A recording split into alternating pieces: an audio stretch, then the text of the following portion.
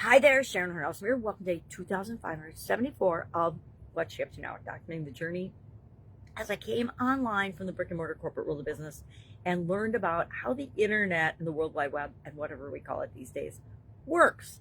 What works for me, at least. And I share the good, the bad, the ugly, the lessons that I've learned along the way so that if I can save you from going down the wrong road, if I can save one person from going down the wrong road, I feel like it's worth the time and energy.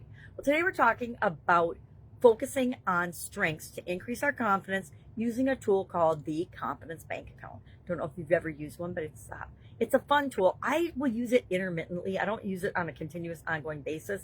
I'd much rather journal and have my gratitude journal and other ways of tracking how I'm doing. But when I need a little boost in my confidence, I like to use it. I like to hold myself accountable to doing what I say I'm going to do.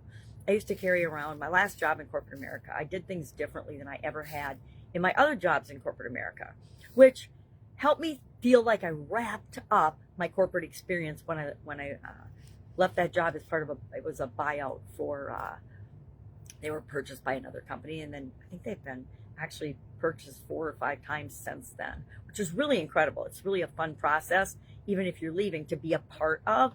Kind of especially if you're leaving, because you know you're moving on to something different versus if you know you're staying, it's different. And I knew for like 8 months that I was going to be leaving. So it allowed me to prep my team of the people that were going to be staying behind and prep and be prepared for the next thing that I was going to do. And I bought into a manufacturing business that I ran for 35 years, partly with my sister and then on my own.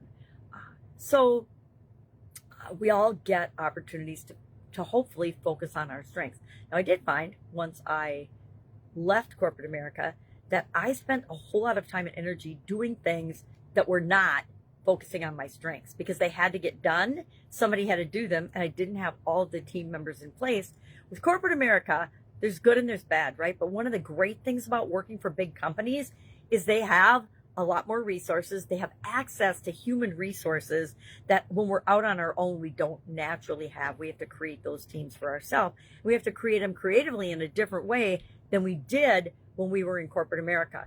In corporate America, all I had to do was deal with the different personalities and the strengths and quirks of the people that were already employed there.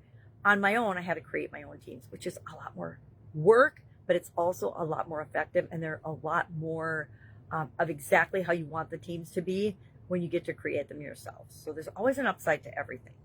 But one of the tools that I will use then periodically is this Confidence Bank Account, because it helps me to stretch my comfort zone. It helps me to play on the things that I'm good at and expand those versus trying to, like, again, in corporate America, one of the things they always want you to do is fix what everybody else thinks is wrong with you, right? The corporations that are doing really well right now are those that actually build on what people are awesome at.